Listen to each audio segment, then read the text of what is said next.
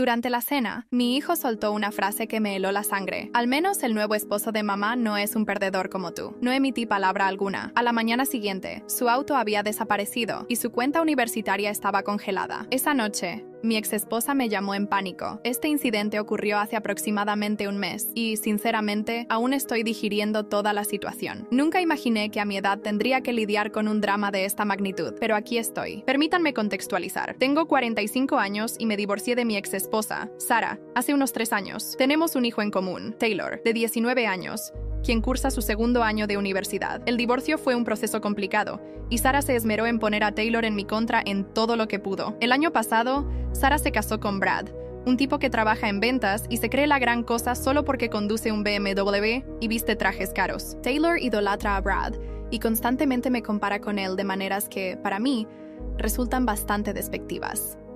Lo irónico es que mi vida no va nada mal. Soy ingeniero eléctrico y tengo un buen sueldo. Mi casa está completamente pagada y cuento con ahorros considerables, pero no soy ostentoso como Brad. Manejo un sedán práctico y mi forma de vestir es sencilla.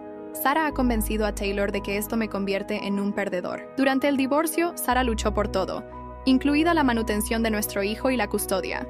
Quería la máxima manutención y los mínimos derechos de visita para mí.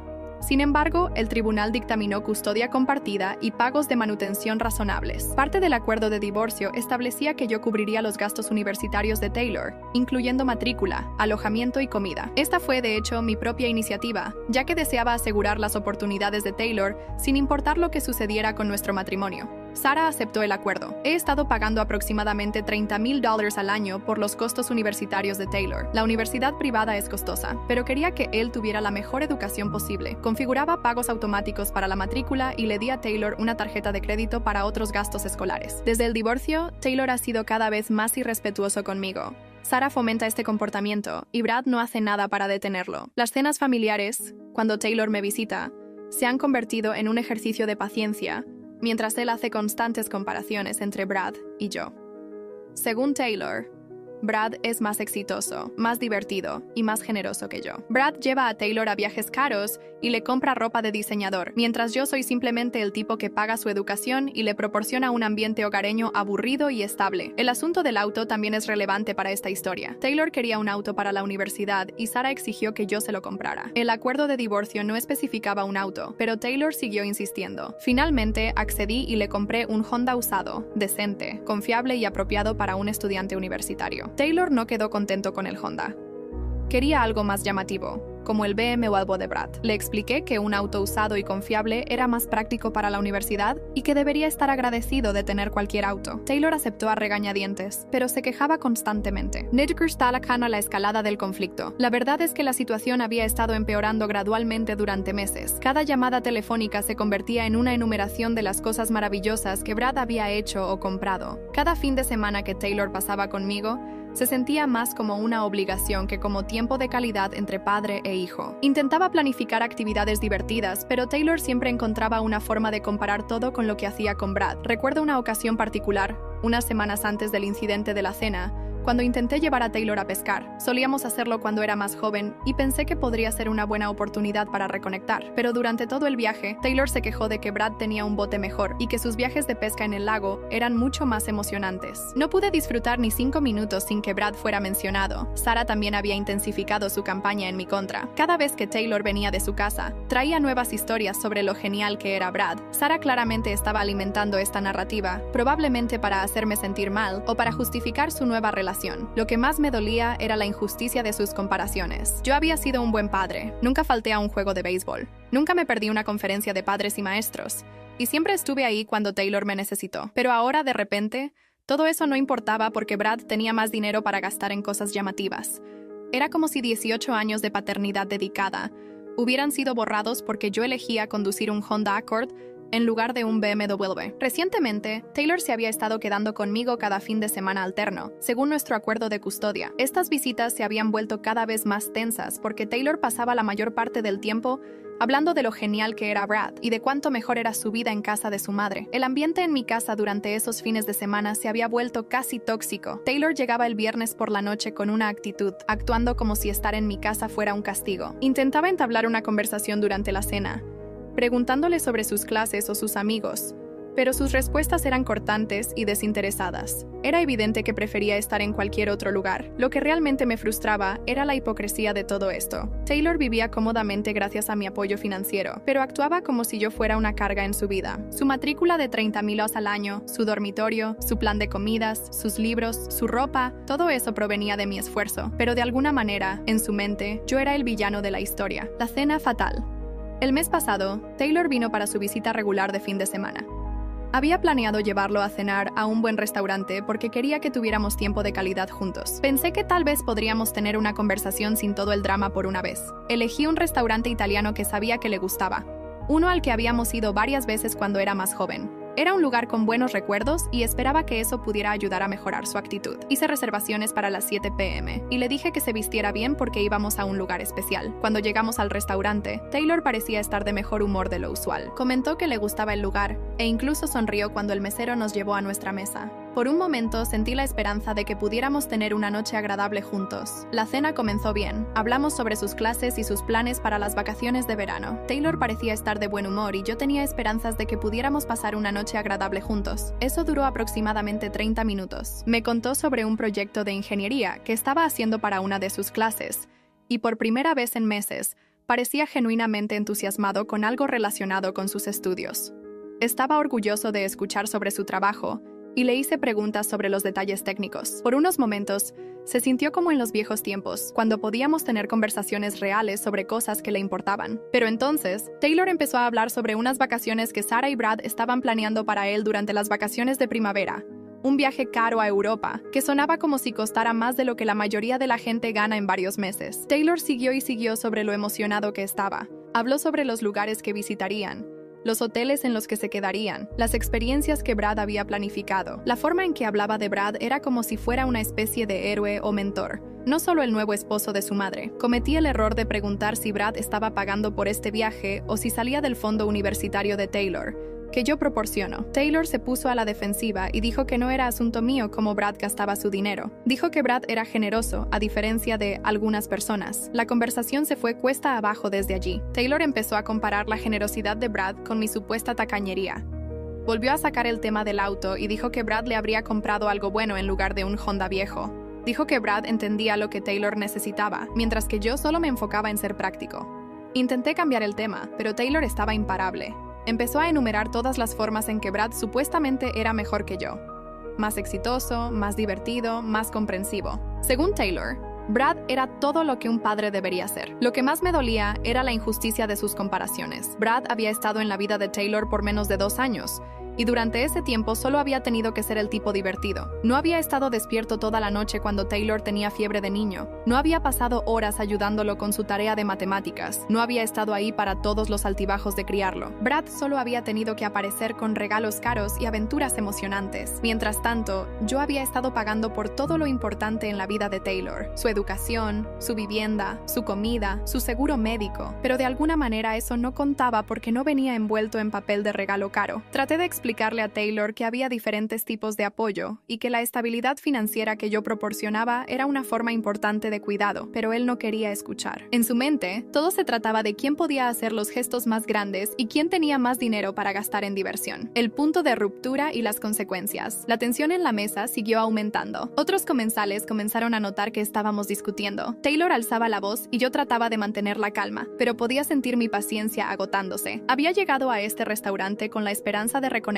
con mi hijo y en su lugar estaba siendo atacado y humillado públicamente. La gota que colmó el vaso llegó cuando Taylor dijo, lo suficientemente alto para que otros comensales escucharan: al menos el nuevo esposo de mamá no es un perdedor como tú. Lo dijo con una expresión presuntuosa, como si estuviera orgulloso de ponerme en mi lugar. Me quedé sentado un momento, solo mirándolo. Otras personas en el restaurante habían escuchado lo que dijo y nos miraban. Me sentí humillado y enojado, pero no quería montar una escena en público. El silencio que siguió fue ensordecedor. Taylor pareció darse cuenta de que había cruzado una línea, pero su expresión mostraba más desafío que arrepentimiento. Era como si estuviera probando qué tan lejos podía llegar, cuánto abuso podía hacerme tragar, antes de que finalmente reaccionara. Solo pedí la cuenta y nos fuimos en silencio. El mesero, que nos había atendido toda la noche, claramente había escuchado el comentario. Me dio una mirada de simpatía cuando le entregué mi tarjeta de crédito. Incluso un extraño podía ver lo inapropiado que había sido el comportamiento de Taylor. El viaje a casa fue incómodo. Taylor parecía darse cuenta de que había cruzado la línea, pero no se disculpó. Lo dejé en su dormitorio y le dije que lo vería en 2 semanas para su próxima visita programada. Solo se encogió de hombros y se alejó. Esa noche,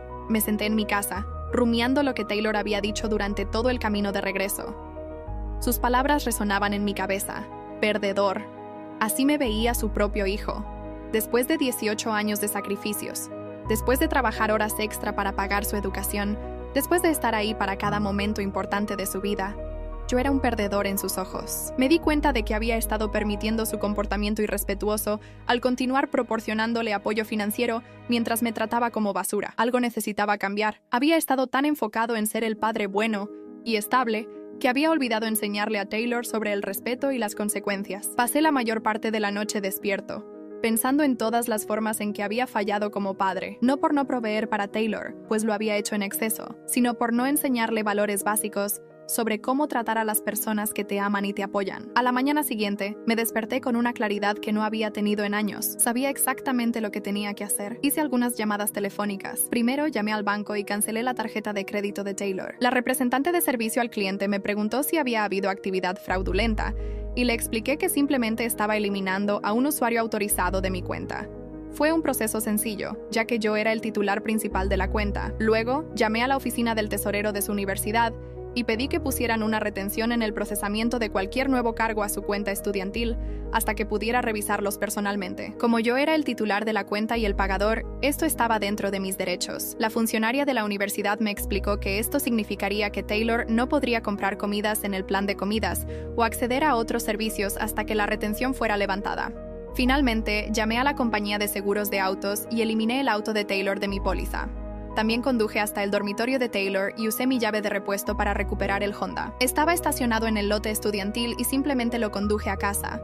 Como el auto estaba registrado y a mi nombre, y Taylor era solo un usuario autorizado, tenía todo el derecho legal de recuperarlo. Taylor no tenía reclamo de propiedad sobre el vehículo. Mientras conducía de regreso a mi casa, sentí una mezcla de tristeza y determinación. No quería estar haciendo esto. No quería estar en una situación donde tuviera que enseñarle a mi hijo de 19 años sobre las consecuencias de esta manera, pero había llegado a un punto donde las palabras ya no eran suficientes.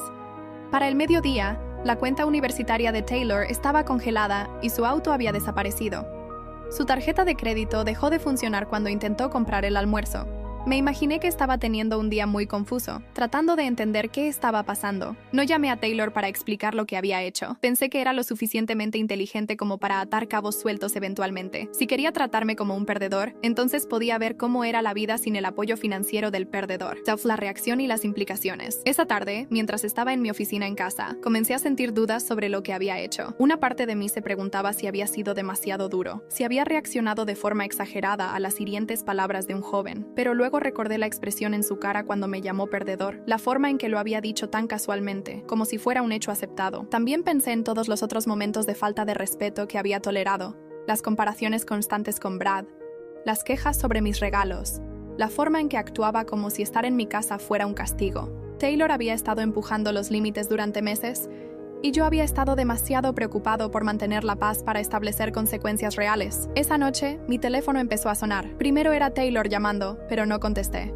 Luego, Sara llamando repetidamente. También dejé que esas llamadas fueran al buzón de voz. No estaba listo para lidiar con su drama todavía. Sara dejó varios mensajes de voz, cada vez más frenéticos. El primero estaba enojado, exigiendo saber por qué las cuentas de Taylor estaban congeladas. Para el tercer mensaje de voz, prácticamente me estaba suplicando que la llamara de vuelta porque Taylor estaba teniendo una crisis nerviosa. Podía escuchar a Taylor llorando en el fondo de uno de los mensajes. La realidad de su situación finalmente había llegado a él, sin auto, sin tarjeta de crédito, sin acceso a su cuenta universitaria. Taylor estaba experimentando por primera vez lo que significaba no tener mi apoyo financiero. Finalmente contesté cuando Sara llamó por sexta vez. Estaba histérica, preguntando qué había hecho y por qué estaba castigando a Taylor. Dijo que él estaba llorando y no entendía por qué su auto y tarjeta de crédito no funcionaban. Le expliqué muy calmadamente que Taylor había dejado claro que pensaba que yo era un perdedor que no merecía su respeto. Como se sentía así, decidí que ya no necesitaba apoyo financiero de alguien que consideraba inútil. Sara se quedó sin palabras por un momento. Luego, Sara empezó a gritar sobre el acuerdo de divorcio y mi obligación de pagar por la educación de Taylor. Le recordé que el respeto y la decencia humana básica no eran demasiado pedir a cambio de $30,000 al año. Sara trató de argumentar que Taylor era solo un adolescente y no quería decir lo que había dicho. Le señalé que Taylor tenía 19 años y estaba en la universidad. Era lo suficientemente mayor para entender que las acciones tienen consecuencias y que no debes morder la mano que te alimenta. Luego, Sara intentó un enfoque diferente y empezó a llorar sobre cómo esto arruinaría la educación de Taylor. Dijo que él no podía pagar la universidad sin mi ayuda y que yo estaba destruyendo su futuro por sentimientos heridos. Le dije que Taylor debería haber pensado en eso antes de llamarme perdedor en público. La conversación terminó con Sara colgándome después de que me negué a restaurar inmediatamente las cuentas de Taylor. Sabía que me llamaría de vuelta una vez que se diera cuenta de que hablaba en serio sobre esta situación. Taylor intentó llamarme varias veces más esa noche, pero no contesté. No estaba listo para hablar con él hasta que estuviera preparado para tener una conversación real sobre respeto y consecuencias. Los mensajes de texto que recibí de Taylor esa noche fueron reveladores. Al principio, estaban enojados y confundidos. ¿Por qué hiciste esto? Esto no es justo. Necesito mi auto para llegar a clases. Pero a medida que pasaban las horas y la realidad de su situación se asentaba, el tono cambió. Los mensajes posteriores mostraban más pánico. Papá, por favor contesta. No entiendo qué está pasando. No puedo comprar comida. Mi tarjeta no funciona. ¿Cómo se supone que vaya a trabajar sin auto? Por primera vez, Taylor estaba experimentando las consecuencias reales de sus acciones. Al día siguiente, Sara volvió a llamar con Brad en la línea. Brad trató de hacer de pacificador y sugirió que tal vez podríamos resolver algo. Dijo que Taylor había aprendido su lección y estaba muy arrepentido por lo que pasó en la cena. Le dije a Brad que si pensaba que Taylor había aprendido su lección, entonces Brad era bienvenido a hacerse cargo de pagar los gastos universitarios de Taylor. Hubo un largo silencio en el teléfono.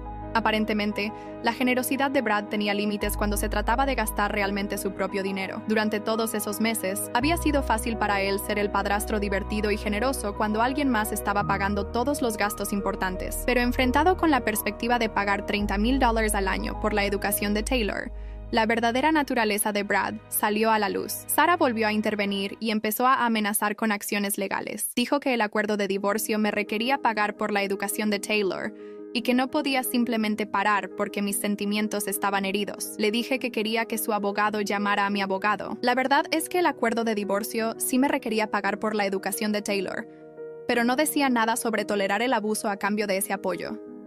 Estaba dispuesto a argumentar en la corte que el respeto y la decencia básica eran expectativas razonables para la asistencia financiera continua, reacciones familiares y reflexiones. Durante los siguientes días, recibí llamadas de varios miembros de la familia que se habían enterado de la situación. Mi madre llamó, preocupada por Taylor, pero también entendiendo mi posición.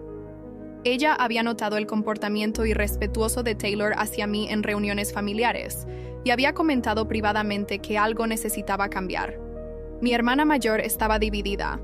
Por un lado, estaba preocupada por la educación de Taylor y pensaba que tal vez había sido demasiado duro. Por otro lado, había sido testigo de primera mano de cómo Taylor me hablaba y admitió que si uno de sus hijos le hubiera hablado de esa manera, habría reaccionado de manera similar. Algunas personas pensaron que estaba siendo demasiado duro, mientras que otras dijeron que ya era hora de que Taylor enfrentara algunas consecuencias por su comportamiento. Mi hermano dijo que apoyaba mi decisión completamente. Había sido testigo del comportamiento irrespetuoso de Taylor hacia mí y pensó que el chico necesitaba una llamada de atención sobre la realidad. Mi hermano menor compartió una historia sobre su propio hijo adolescente que había estado actuando de manera similar, aunque no tan extrema. Me dijo que había estado luchando con cuándo y cómo establecer límites, y que mi situación le había ayudado a darse cuenta de que esperar demasiado solo empeoraba las cosas. También recibí algunas llamadas inesperadas de colegas y amigos que habían escuchado sobre la situación a través de rumores. Un compañero de trabajo cuyo hijo había pasado por una fase, Un compañero de trabajo, cuyo hijo había pasado por una fase similar, me relató cómo habían gestionado la situación y me aseguró que establecer límites firmes había, al final, mejorado su relación con su hijo. La llamada de Taylor y el inicio del cambio. Taylor finalmente me llamó directamente 3 días después de que congelara sus cuentas. Estaba llorando y dijo que sentía mucho lo que había expresado en la cena. Me suplicó que le restituyera su auto y su tarjeta de crédito, prometiendo ser más respetuoso en el futuro. La conversación duró casi 1 hora. Taylor sonaba verdaderamente descompuesto y arrepentido. Me contó cómo había tenido que pedir dinero prestado a amigos para comer, cómo había tenido que caminar kilómetros para llegar a su trabajo de medio tiempo, y cómo había tenido que explicar a sus amigos por qué de repente no tenía auto. Pero lo que más me impactó fue cuando Taylor me dijo que había estado pensando mucho en nuestra relación y que se daba cuenta de que me había estado dando por sentado. Dijo que nunca había considerado realmente todo lo que yo hacía por él porque siempre había estado ahí, como una constante en su vida. Le dije a Taylor que las disculpas eran fáciles, pero que las acciones importaban más. Le expliqué que, si quería mi apoyo financiero, necesitaba mostrarme respeto genuino, no solo cuando necesitaba algo, sino todo el tiempo. Esto significaba que no habría más comparaciones con Brad ni más insultos sobre mis elecciones de vida. Taylor aceptó mis condiciones y parecía genuinamente arrepentido por su comportamiento. Le dije que pensaría en restablecer sus cuentas, pero que las cosas iban a ser diferentes de ahora en adelante. Tendría que ganarse de nuevo mi confianza y mi apoyo financiero. Después de hablar con Taylor, decidí darle una oportunidad más. Restauré su cuenta universitaria para que pudiera continuar con su educación, pero mantuve el auto y las tarjetas de crédito suspendidas. Le dije que podía ganarse esto de vuelta mostrando un comportamiento respetuoso constante con el tiempo. También tuve una conversación con Sarah sobre límites. Le dejé claro que si continuaba fomentando el comportamiento irrespetuoso de Taylor hacia mí, retiraría permanentemente mi apoyo financiero. Necesitaba elegir entre su rencor hacia mí y la educación de Taylor. Sarah no estuvo contenta con este ultimátum, pero se dio cuenta de que hablaba en serio. Aceptó dejar de socavar mi relación con Taylor y alentarlo a ser más respetuoso. Si cumplirá o no, queda por verse. La conversación con Sarah fue particularmente interesante porque,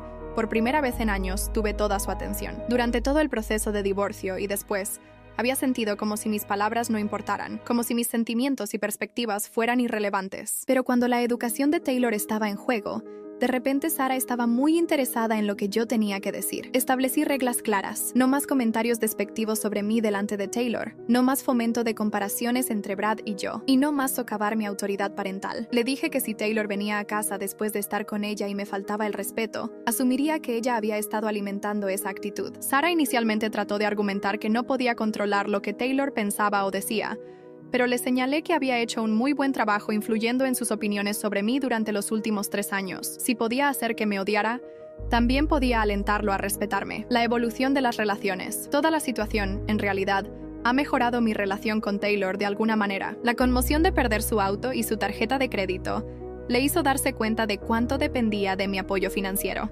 Ha sido más respetuoso durante nuestras conversaciones y ha dejado de hacer comparaciones constantes con Brad. Las semanas siguientes fueron un periodo de ajuste para todos. Taylor tuvo que aprender a vivir con un presupuesto mucho más ajustado. Ya no podía salir a comer cuando quería ni comprar cosas impulsivamente. Tuvo que ser más estratégico sobre cuándo y dónde gastaba dinero. Sus amigos también notaron los cambios. Taylor me contó más tarde que había sido humillante tener que explicar por qué de repente no tenía auto o por qué no podía pagar cuando salían. Algunos de sus amigos fueron comprensivos, pero otros fueron menos considerados, y Taylor experimentó por primera vez cómo el estatus social puede cambiar cuando tus circunstancias financieras cambian. Taylor todavía está viviendo sin auto y usando efectivo para los gastos. Le he dicho que puede recuperar estos privilegios mostrando consistentemente respeto y aprecio por lo que le proporciono. Hasta ahora, parece estar esforzándose. Nuestras conversaciones telefónicas han cambiado drásticamente. Donde antes Taylor parecía aburrido o resentido cuando hablábamos, ahora parece más interesado en mantener una buena relación conmigo. Me pregunta sobre mi trabajo, sobre mis planes de fin de semana, sobre cosas que nunca antes había mostrado interés. Ha comenzado a agradecerme por cosas que antes daba por sentado. Cuando restauré su cuenta universitaria, me llamó específicamente para agradecerme. Cuando le envié dinero para libros de texto, recibí un mensaje de texto detallado explicando exactamente para qué necesitaba el dinero y agradeciendo mi apoyo. Brad ha estado notablemente callado desde que supo que su generosidad sería puesta a prueba si yo dejaba de apoyar a Taylor. Resulta que es fácil ser el padrastro divertido y generoso cuando alguien más está pagando todos los gastos principales. Los verdaderos colores de Brad se mostraron cuando se enfrentó a la responsabilidad financiera real. Lo que realmente me molestaba de Brad no era que fuera rico o exitoso. Respeto a la gente que trabaja duro y tiene éxito. Lo que me molestaba era su disposición a socavar mi relación con Taylor, mientras se beneficiaba de mi apoyo financiero. Era hipócrita de su parte criticar mi estilo de vida mientras Taylor vivía cómodamente gracias a mi trabajo. Ahora que Brad entiende que podría tener que pagar por el estilo de vida que Taylor había estado llevando, su actitud hacia mí ha cambiado. Ya no es el antagonista arrogante que solía ser. De hecho, en nuestra más reciente conversación telefónica, casi sonaba conciliador, como si finalmente entendiera que yo no era el enemigo en esta situación. Lecciones aprendidas y mirando hacia el futuro, la experiencia me enseñó que el apoyo financiero debe ir acompañado de expectativas de respeto básico. Había estado tan enfocado en proveer para Taylor que olvidé exigir que me tratara con decencia. Fue mi error y necesitaba ser corregido. He tenido tiempo para reflexionar sobre los errores que cometí como padre. No los errores de no proveer lo suficiente, había hecho eso en exceso, sino los errores de no enseñar límites apropiados y expectativas de comportamiento. Había estado tan preocupado por ser el padre bueno después del divorcio que había permitido que Taylor me tratara de maneras que nunca habría tolerado de nadie más. Durante las semanas que siguieron, comencé a establecer otros límites. También le dije a Taylor que si quería hablar conmigo por teléfono, necesitaba darme su atención completa, sin estar en redes sociales o viendo televisión mientras hablábamos. Le dije que cuando viniera a visitarme, esperaba que participara en actividades familiares en lugar de encerrarse en su cuarto quejándose. Al principio, Taylor se resistió a estos nuevos límites. Había estado acostumbrado a poder ignorarme mientras seguía recibiendo beneficios financieros. Pero cuando se dio cuenta de que hablaba en serio sobre las consecuencias, comenzó a adaptarse. Un momento decisivo llegó aproximadamente un mes después del incidente original. Taylor me preguntó si podía venir a casa un fin de semana, que no era su tiempo programado porque quería hablar conmigo sobre algo importante. Esto era completamente diferente de su comportamiento anterior, donde las visitas se sentían como obligaciones que tenía que cumplir. Cuando Taylor llegó ese fin de semana, se sentó y tuvo una conversación real conmigo sobre cómo se había estado sintiendo. Me explicó que había estado enojado conmigo por el divorcio y que había estado desahogando esa ira en mi contra de maneras que no eran justas. Dijo que había usado a Brad como una forma de herirme, porque sabía que las comparaciones me dolían. Fue la primera vez que Taylor había sido completamente honesto conmigo sobre sus emociones en años. Admitió que había estado resentido conmigo por no luchar más duro por el matrimonio, aunque intelectualmente entendía que el divorcio no había sido completamente mi culpa. Había estado cargando esta ira durante años y la había estado dirigiendo hacia mí de maneras destructivas. También me contó sobre la presión que había estado sintiendo de parte de Sarah para tomar partido en el divorcio. Dijo que se había sentido como si tuviera que elegir entre sus padres y que había sido más fácil culparme a mí porque yo no estaba tratando de manipularlo emocionalmente de la misma manera que Sarah lo había estado haciendo.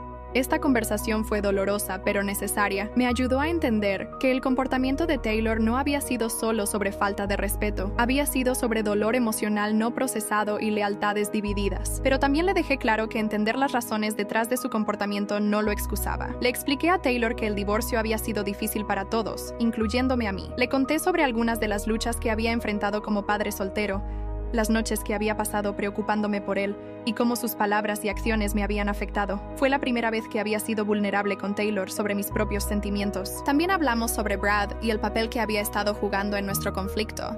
Taylor admitió que había estado usando a Brad como un arma contra mí, comparándome desfavorablemente con él porque sabía que me molestaría. Reconoció que esto había sido injusto porque Brad y yo teníamos roles completamente diferentes en su vida. Le expliqué que no tenía problema con que Taylor tuviera una buena relación con Brad. De hecho, lo alentaba, pero que esa relación no tenía que ir en detrimento de nuestro propio vínculo padre-hijo. Le dije que había espacio en su vida para ambos, siempre y cuando hubiera respeto mutuo. Durante las semanas siguientes, Taylor comenzó a cumplir sus promesas de un comportamiento más respetuoso. Nuestras conversaciones telefónicas se volvieron más sustanciales. En lugar de actualizaciones superficiales sobre su vida, comenzamos a tener discusiones reales sobre sus metas, sus luchas y sus planes para el futuro. Taylor también comenzó a mostrar interés genuino en mi vida.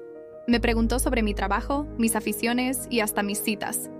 Fue refrescante tener un hijo que parecía verme como una persona completa, en lugar de solo como un proveedor financiero. Aproximadamente 6 semanas después del incidente original, Taylor me preguntó si podía ganarse de nuevo su auto, mostrándome que había cambiado. Le dije que estaba complacido con su progreso, pero que quería ver consistencia durante un periodo más largo antes de restaurar completamente sus privilegios. Taylor aceptó esto sin quejarse, lo cual fue otro signo de su crecimiento. El Taylor anterior habría argumentado o se habría puesto de mal humor. El nuevo Taylor parecía entender que ganarse de nuevo la confianza tomaba tiempo y esfuerzo constante. Decidí implementar un sistema donde Taylor podía recuperar privilegios gradualmente. Le dije que si continuaba mostrando respeto y aprecio durante otro mes, le devolvería el auto, pero con restricciones. Tendría que mantener sus calificaciones por encima de cierto nivel. Tendría que continuar siendo respetuoso y tendría que contribuir al costo del seguro con dinero de su trabajo de medio tiempo. Esta estructura le dio a Taylor metas claras para trabajar y una manera de recompensar el buen comportamiento mientras mantenía expectativas. También le enseñó que los privilegios vienen con responsabilidades, una lección que había estado faltando en su educación. Mientras tanto, mi relación con Sarah también mejoró, aunque siguió siendo tensa. Una vez que se dio cuenta de que yo hablaba en serio sobre retirar el apoyo financiero si continuaba socavando mi relación con Taylor, cambió su enfoque. Ya no hacía comentarios despectivos sobre mí delante de Taylor, y hasta llegó a alentarlo a ser más respetuoso conmigo. Sarah y yo tuvimos una conversación telefónica larga una noche, donde finalmente hablamos honestamente sobre cómo el divorcio había afectado a Taylor. Admitió que había estado tan enojada conmigo, que había perdido de vista lo que era mejor para nuestro hijo. Reconoció que alentar la falta de respeto de Taylor hacia mí no había sido productivo para nadie. No se disculpó directamente por su comportamiento, pero reconoció que necesitábamos trabajar juntos como padres en lugar de usar a Taylor como un peón en nuestros conflictos.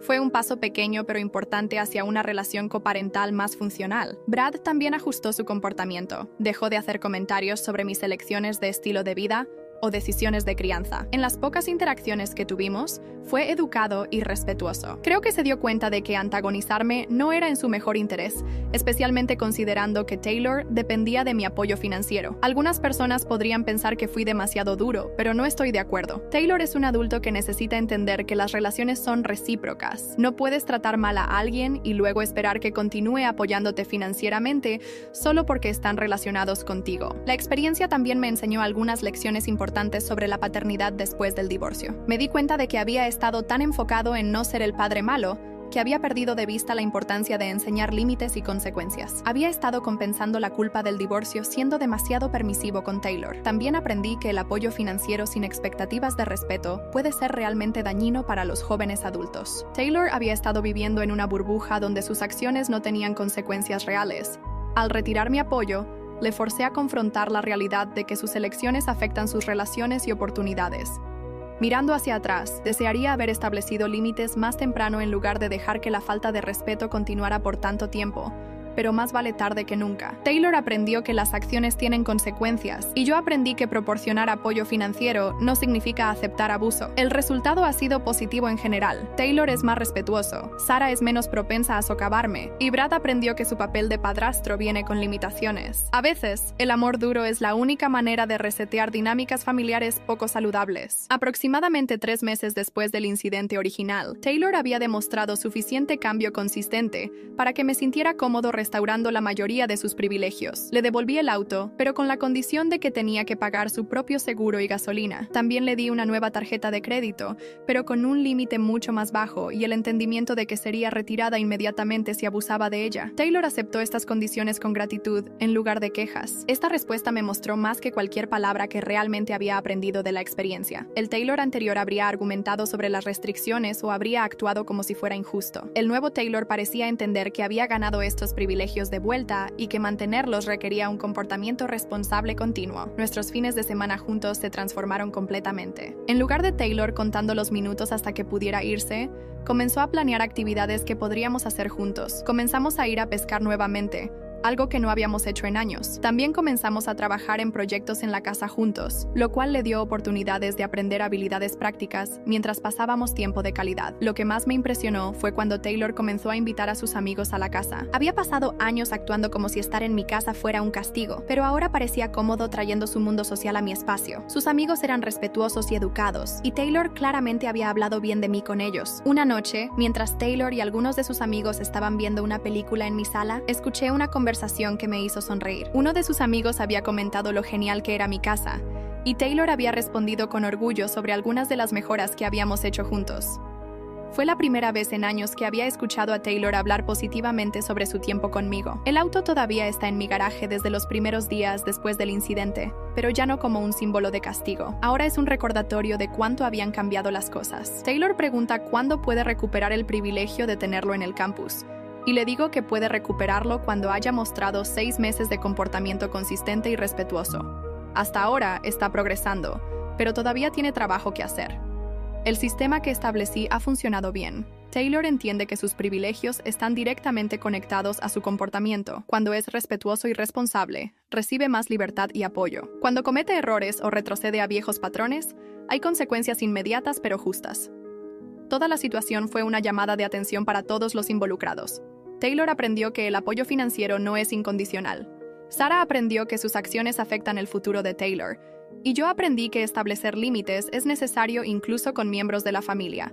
Espero que Taylor tome esta lección en serio y se convierta en una mejor persona debido a ella. Tiene potencial para ser exitoso y amable, pero necesitaba aprender que tratar bien a las personas es tan importante como lograr tus metas. La relación entre Taylor y Brad también ha mejorado, paradójicamente. Una vez que Taylor dejó de usarlo como un arma contra mí, pudo desarrollar una relación más auténtica con su padrastro. Ya no siente la necesidad de exagerar lo genial que es Brad para herirme, así que puede apreciar genuinamente las cualidades positivas que Brad aporta a su vida. Brad, por su parte, parece haber desarrollado más respeto por mi papel en la vida de Taylor. Cuando se enfrentó a la realidad de lo que realmente cuesta apoyar a un estudiante universitario, ganó una nueva apreciación por los sacrificios que he estado haciendo. Nuestras interacciones ahora son cordiales, incluso respetuosas. Esta experiencia también fortaleció mi confianza como padre. Durante años después del divorcio, había estado dudando de mis decisiones de crianza, preguntándome si era demasiado estricto o no lo suficientemente divertido comparado con la nueva familia de Taylor. Pero establecer y mantener límites firmes me mostró que tenía buenos instintos parentales. Solo había estado demasiado asustado de usarlos. Mirando hacia el futuro, soy optimista sobre mi relación con Taylor. Hemos construido una base de respeto mutuo que no existía antes. Taylor entiende que valoro nuestra relación lo suficiente como para luchar por ella, incluso cuando eso significa tomar decisiones difíciles. Y yo he aprendido que a veces el amor más grande que puedes mostrar es establecer límites firmes. A veces, el mejor regalo que puedes dar a alguien es responsabilidad. Taylor necesitaba aprender que sus acciones tienen consecuencias y que las relaciones requieren respeto mutuo. Fue una lección dolorosa para ambos, pero necesaria. La transformación no ha sido perfecta. Taylor todavía comete errores ocasionalmente y yo todavía tengo que recordarle sobre expectativas y límites. Pero la diferencia fundamental es que ahora entiende que hay estándares que debe cumplir y consecuencias reales si no lo hace. Más importante, Taylor ha comenzado a ver nuestra relación como algo valioso que vale la pena proteger. Ya no da por sentado mi apoyo y presencia en su vida. He aprendido que las relaciones requieren esfuerzo y respeto de ambas partes. Esta experiencia me ha hecho un mejor padre, y creo que ha ayudado a Taylor a convertirse en un mejor joven adulto. No fue el camino que habría elegido, pero a veces las lecciones más importantes vienen de los momentos más difíciles. Taylor tiene el potencial de ser exitoso y bondadoso, y esta experiencia le ayudó a entender que tratar bien a las personas es tan importante como cualquier otra meta que pueda tener en la vida.